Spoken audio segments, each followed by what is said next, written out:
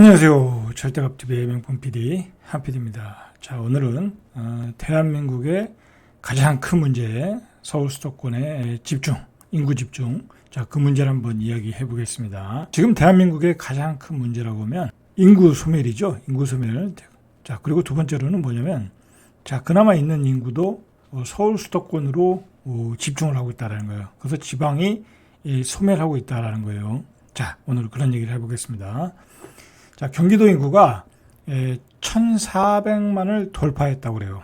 자, 이 1,400만이라는 게 어느 정도 규모냐면 전국의 26.6%라는 거야. 자, 우리가 5천만이 조금 넘죠. 자, 5천만이 조금 넘는데 그 중에 26.6%가 경기도에 집중하고 있다. 자, 그리고 또 서울에 또 집중하고 있죠. 서울도 거의 1,000만이 되죠. 1,000만이 조금 안 되는 900 몇십만인데 1,000만이라고 보면은 거의 50% 가까이 이 경기도 서울 수도권에 집중하고 있다라는 거야. 자, 이게 문제가 되는 거예요. 여러 가지 문제가 되는 거예요, 지금. 자, 가장 큰 문제가 되는 게 뭐냐면 집값의 급등이죠. 자, 그리고 분양가의 급등이야. 자, 이거 큰 문제예요. 자, 왜 큰 문제냐면 최근에 갈아타기 하는 수요들이 많거든요. 이제 상급지로.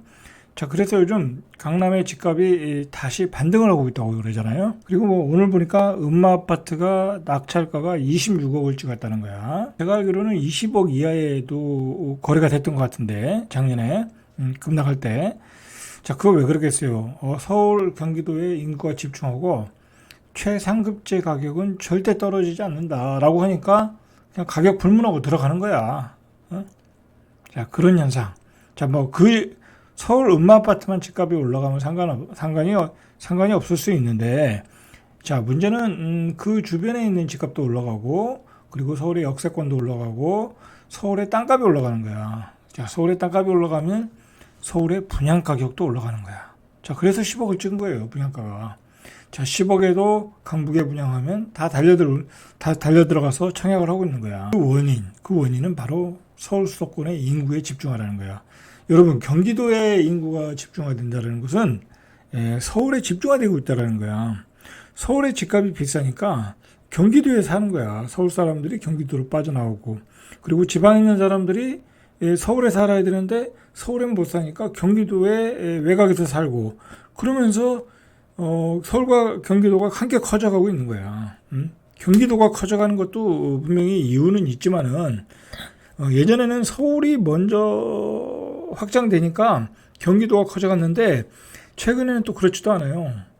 자, 그건 뒤에서 이야기해 보겠습니다. 경기도 인구가 2002년 12월에 1천만 명을 처음으로 넘어섰고, 자, 1년 만인 2003년 12월에 서울시 인구를 추월했다. 자, 그러니까 2003년도를 기점으로 해서 서울시가 서울로 몰려오는 인구를 수용을 못했고, 그리고 2003년도경에 이제 신도시들이 많이 만들었잖아요. 그러면서 경기도가 서울시를 추월한 거야. 그렇게 된 거예요.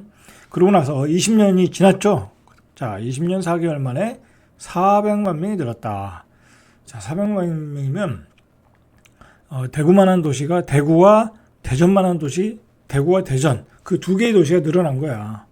그만큼 신도시를 많이 졌잖아요. 그죠? 자, 이 기간 동안에 하루 평균 500명씩 증가했다. 자, 서울시에 있던 경기도 청사가 수원시로 이전한 1967년 당시 경기도 인구는 307만 명. 자, 그러니까 67년에 경기도가 307만 명이었는데 지금 몇 명이 1,400만 명이죠. 1,100만 명이 증가한 거야. 자, 그러니까 우리가 산업화되고 한강의 기적이 일어난 이후에 1,100만 명이 이 서울 수도권으로 다 몰려 들어온 거예요. 자, 이게 그래가지고 그 문제 때문에 박정희 대통령 때부터 서울 수도, 행정수도를 이전해야 된다라는 아주 생각을 갖고, 결국 노무현 대통령 때 그러니까 행정수도를 이전하려고 했죠. 근데 결국은 이제 청와대를 안 옮기고 청와대가 국회를 못 옮기는 바람에 반쪽짜리가 됐죠. 그죠? 반쪽짜리가 돼버린 거야. 이런 후유증이 결국은 이렇게 나타나고 있는 거예요. 이게 여러 가지 후유증을 나타내는 거예요, 결국은. 자, 2016년 8월에 1,300만 명을 돌파했대요. 2016년 8월에요. 그러니까 6년 8개월 만에 100만 명이 증가했다. 자, 그러면 또 한 6년 8개월, 한 7년 정도 지나면 또 100만 명이 증가하겠죠? 그렇게 되는 거예요, 지금. 자, 내국인 1,360만 명 정도, 등록 외국인 39만 5천 명 정도에서 합쳐가지고 1,400만 3,527명이 경기도 인구다라는 거예요. 자, 지난 3월 말 1,399만 5,456명에서 한 달 새 8,071명이 늘어났다라는 거예요. 그래서 1,400만 명을 돌파했다. 그러니까 경기도는 신도시를 계속 짓잖아요. 예를 들어서 뭐 용인 플랫폼 시티도 짓고 동탄 신도시도 짓고 그죠? 계속해서 짓잖아요. 그리고 앞으로도 짓잖아요. 3기 신도시, 뭐 하남 교산, 뭐 그다음에 뭐 부천의 대장지구, 뭐 그다음에 계양 테크노밸리, 거기는 인천으로 들어가나요? 자, 어쨌든 계속해서 3기 신도시 짓고 4기 신도시 짓고 뭐 다산의 왕숙 지구 뭐 그런 데도 경기도잖아요. 그러니까 인구는 계속 늘어나는 거야. 신도시를 지면 늘어나고 그 주변에 또 시행사들이 도시개발해서 또 아파트를 지면 또 늘어나고 계속 늘어나는 거야. 아파트를 지면. 자, 4월 말 국내 전체 인구가 526만 4천 명 정도.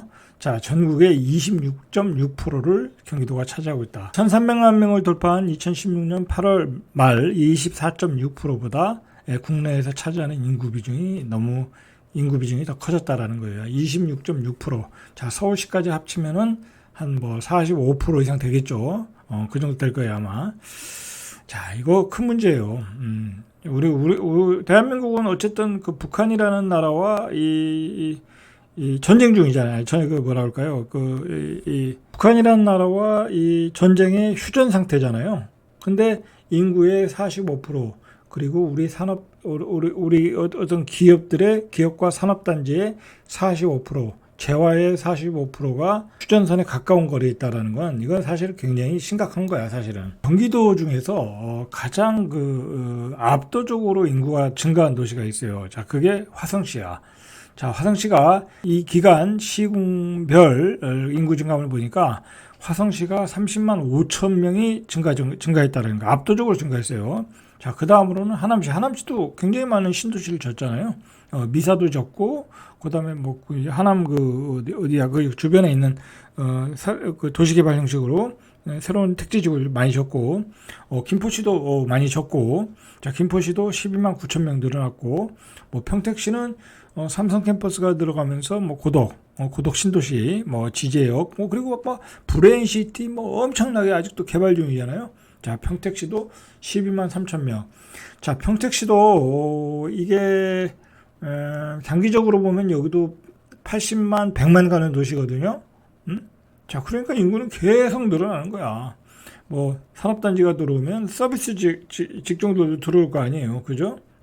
그러면서 인구가 늘어나는 거야. 그리고 하청업체도 들어와야 되고. 자, 시흥시가 12만 2천 명. 시흥시는 최근에 새로 신도시를 만든 도시잖아요. 그리고 또 계속 짓잖아, 그죠? 그러니까 시흥시도 계속 늘어나는 도시이고. 자, 이렇게 늘어나고 있고. 자, 대신 줄어드는 도시가 있죠. 광명시 같은 데는 마이너스 6만 명. 왜냐면 이제 광명시에서 시흥시로 이사 가시는 분들이 있거든. 자, 안산시도 마이너스 5만 9천 명. 안산시도 이제 새로 지을 데가 별로 없잖아요. 그죠? 그리고 이제 구축이고 하니까 또 이제 시흥시로 이사 가시는 분들이 있고 하니까 줄어드는 거야. 성남시도 마이너스 5만 9천 명. 뭐 성남시도 이제 구도심이 있으니까. 자, 부천시도 마이너스 5만 5천 명. 이런 데는 이제 구도심이니까 여기도 역시 신도시로 이사 가는 거야. 안양시도 마이너스 5만 명. 이렇게 줄어드는 도시도 있지만 대체로 이렇게 크게 늘어나고 있다라는 거예요. 경기도의 인구 증가 요인은 이 신도시와 산업단지죠. 그죠? 대규모 택지 개발. 자, 그 다음에 이제 택지 개발이 됐고, 산업단지가 만들어지고, 자, 그리고 교통망이 확충되잖아요. 계속해서 지하철 노선이 들어가고 GTX 계속 건설하고 있고 고속도로로 또 깔고 있고 하다 보니까 일자리가 증가하겠죠. 또 기업들이 내려오고 그러다 보니까 자연스럽게 일자리가 늘어나고 자 그러면서 계속 늘어나는 거야. 계속 늘어나는 거야. 자 그리고 상대적으로 서울보다 싸다라는 점이 이제 경기도로 몰리게 2022년 국내 인구 이동 통계를 보니까 전입자가 전출자보다 많아 순유입이 발생한 시도는 7개 시도인데 그 중에서 경기도가 압도적 1위다. 경기도가 압도적 1위. 전입자가 많다라는 거예요. 경기도가 장래 인구 추계 2040년도까지 조사한 바에 따르면 경기도 인구는 2039년 1479만 명을 정점으로 2040년도부터는 내림세로 전환할 것이라는 거예요. 자, 이거는 이제 인구가 감소하는 시대에 들어가면 경기도도 감소할 것이라는 얘기죠. 그게 2040년 정도 가야 감소할 거라는 거예요. 자, 그때까지는 이제 계속 빨아들이는 거죠. 근데 이것도 장담 못해. 왜냐면 지방에 있는 인구가 계속해서 일자리를 찾으러 서울 수도권으로 몰려올 가능성이 있으니까. 이 특이한 것은 이제 화성시인데 이 화성시 인구 추계를 보니까 인구 추세가 굉장히 가파른데 화성시가 현재 도내 시군 순위 4위예요. 4위. 96만 5천 명. 자, 이 96만 5천 명인데도 법원이 없다라는 거예요. 법원이. 자, 그래서 화성시에서 법원을 설치해달라고 요구를 했죠. 96만 5천 명인데. 자, 2036년 수원시 119만 6천 명을 제치고 그러니까 2036년도에 가면은 수원시는 119만 명 정도 그리고 화성시는 120만 명 정도 될 거라는 거야. 그러니까 실질적으로 화성시가 수원시보다 더 커진다는 거야. 응? 그 정도로 화성시의 그 발전 가능성이 무궁무진한 거야 지금. 경기도가 이렇게 발전하는 것은 뭐냐면 결국은 서울에서 내려오는 고속도로가 경기도를 다 지나잖아요. 그죠? 근데 서울이 중심지야. 그리고 경기도에 고속도로가 깔려 있어. 그러니까 당연히 경기도에 많은 그 산업단지들이 만들어지겠죠. 산업단지들이 만들어지면 거기에 신도시가 들었을 거고, 그죠? 그래서 서울 세종 고속도로 그리고 경부 고속도로, 중부 고속도로, 자 이런 그 고속도로가 다 지나가니까 당연히 경기도는 발전할 수밖에 없는 거고, 자 거기다가 GTX, 그러죠? 빨리 출퇴근할 수 있는 GTX까지 깔고 있으니까 또 서울에서 출퇴근할 사람들이 GTX를 이용하고 뭐 KTX는 당연한 거고 자 이렇게 되니까 서울 수도권으로 집중화될 수밖에 없다라는 거야. 거기다가 굉장히 촘촘한 자동차 전용도로, 그죠? 촘촘한 자동차 전용도로 자 이런 것들 발전하니까 서울 수도권에 몰릴 수밖에 없다라는 거예요. 자, 지도를 한번 보시죠. 자, 최근에 그 핫했던 지역이 어디냐면 여기죠. 여기는 남사. 여기가 반도체 클러스터가 들어온다는 거예요. 바로 여기가 동탄이고 여기가 남사, 그죠? 여기에 이제 반도체 클러스터가 들어오고, 자 여기는 이제 원산면, 여기는 이제 하이닉스가 들어오는 지역이고, 여기가 고덕, 평택, 삼성 반도체가 들어오는 곳이고, 자 그다음에 여기가 이제 동탄, 자 여기 동탄, 그죠? 동탄. 자 이 주변에 또 자동차 또 산업들이 깔려 있고, 뭐 쌍용자동차, 현대자동차, 뭐 그다음에 이제 자동차 부품 공장들이 많고, 자 2차 산업단지도 이제 뭐 들어온다고 그러고, 화성 쪽에. 자 이렇게 경기도는 뭐 도시 자체가 산업단지 아니면 신도시야. 보시면 산업단지 아니면 송도는 이제 바이오 산업 또 집중하고, 자 그리고 이 화성 시흥시도 이렇게 신도시들이 계속해서 들어오고, 그죠? 계속해서 들어오고 택지 개발을 또 계속해서 하고, 아직도 그리고 또 여기에 또 광명 시흥 이 삼기신도시도 들어오고, 그러니까 계속해서 이렇게 들어서고 있다라는 거예요. 인구가 늘어날 수밖에 없는 요인이죠.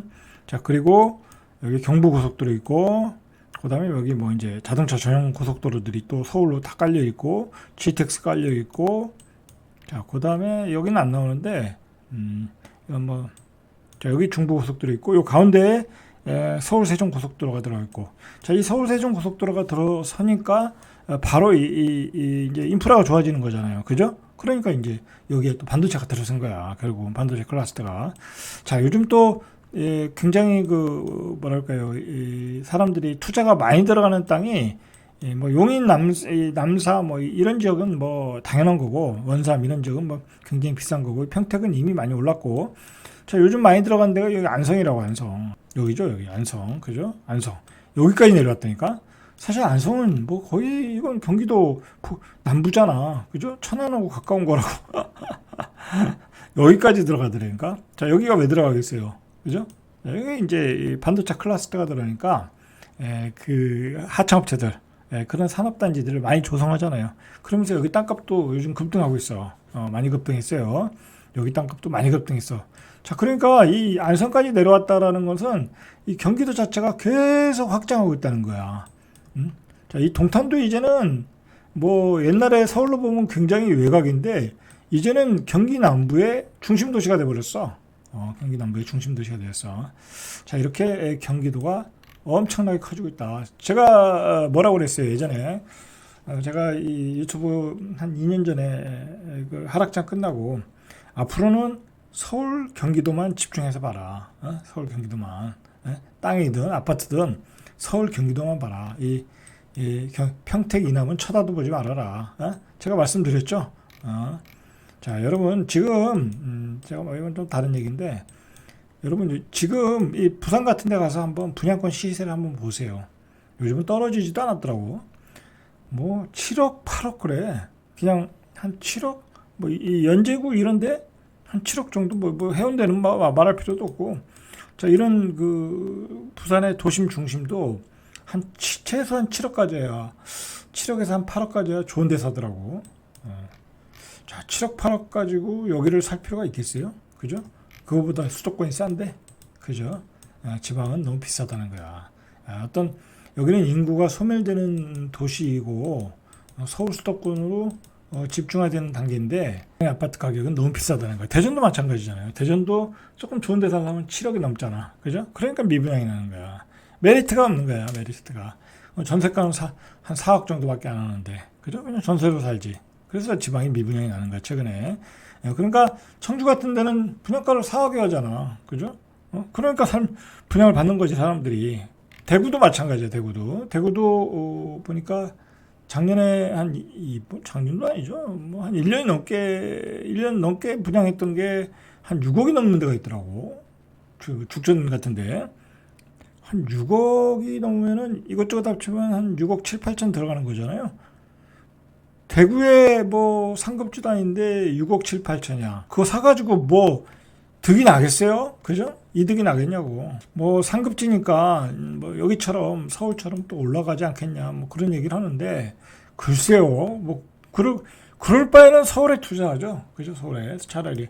그러니까 예를 들어 대구에 상급지를 가진 사람들, 예를 들어 수성구에 가지고 있는 사람들, 아니면 부산에 뭐 예를 들어 수영구 쪽에 상급지를 가지고 있는 사람들 어떻게 생각하고 있어요? 에이, 이 가격이 뭐 여기서 뭐 더 오르기 힘들겠지? 팔자. 자, 팔고 어디로 가겠어요? 바로 여기로 가는 거지, 그죠? 잠시로 가는 거지. 자, 그리고 헬리오로 가는 거지. 자, 그리고 음마 아파트로 가는 거지. 그래서 이런 데가 올라간 거야, 그죠? 자, 결론은 그 근본적인 원인은 서울 수도권에 집중하다. 집중한 문제 때문에 결국은 이렇게 서울 수도권의 집값이 강한 하방 경직성을 지금 갖고 있다는 거예요, 여러분. 제가 생각하기에는 집값이 굉장히 급락했다가 다시 반등했잖아요. 그리고 떨어지지 않잖아. 그리고 분양가가 올라가고 있잖아, 그지?